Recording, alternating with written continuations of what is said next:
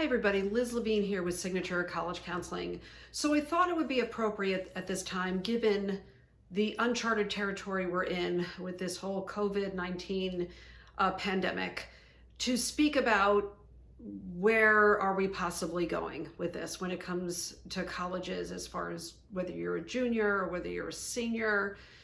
So first let me say that we can assume, we can talk about the possibilities, but nothing is real until it's announced and it happens. Okay, so it's important to keep that. Colleges, students, parents, teachers, counselors, we can all talk about what we think may happen, what some of the issues are, but we don't know what's actually going to happen until it happens. So I wanted to touch on a few topics today.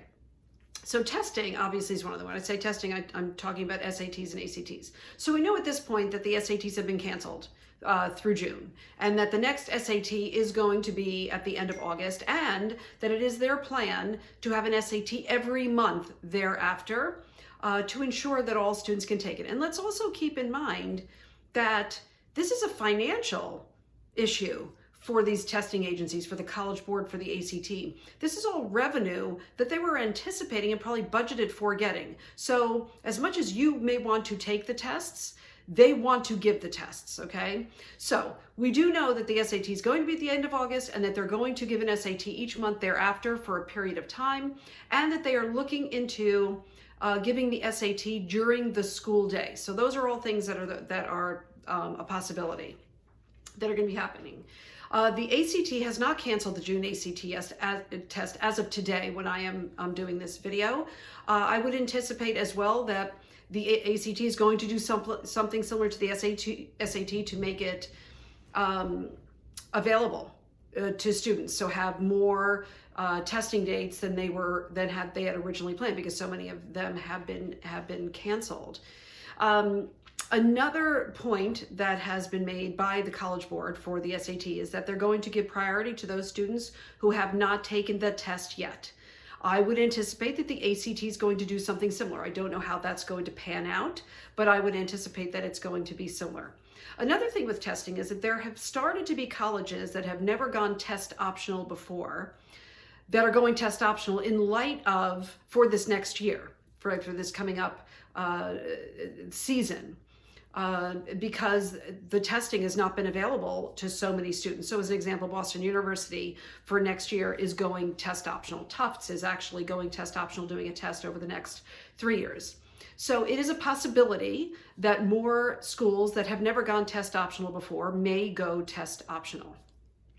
So let's talk about if you're a senior right now and you've gotten accepted. At this point, you will have accepted which, put your deposit down on which school you want to enroll in the fall. So there's so many things up in the air. We don't know if colleges are going to open in the fall, and the colleges don't know they're going to open in the fall. By the way, the colleges, they lost a lot of money by cutting their, sending their students home. They lost a lot of money because they had to refund. Many of them had to refund their room and board. They lost money as far as different revenue that they were expecting to get in, whether it's related to athletics or kids being on campus. In addition, they are very concerned about if students don't come back for the fall, if that ends up being the edict out there, and what that will do to their revenue. There has certainly been a lot of talk about some schools not being able to make it. Obviously, we don't know when and if that's going to happen, but there is definitely a financial strain. You know, when you hear that Harvard has pulled back on their capital projects, has frozen salaries, I think they've even cut some salaries by 25%, that they've are potentially looking at different programs and what to do with them. Harvard has the largest endowment of probably any university out there. If Harvard is looking at this, can you only imagine some other colleges? So I will tell you that colleges want their schools to open in the fall as much as you want to go. It's just up in the air at this point, and I feel so bad for my seniors and any seniors out there for so many different reasons. And then when it comes to juniors and sophomores, but juniors for the most part, because they have a whole year ahead of them. So as much as you can't visit colleges now, I know a lot of you may have had plans to visit colleges over the spring break. Obviously, that didn't happen. We don't even know if the visiting to colleges is going to happen over the summer, if that's going to be open or not. And again, colleges want you to see their school as much as you want to see them. So they've come up with different creative ways. There's virtual college fairs going on with different rooms, virtual rooms for different colleges that you can ask questions of.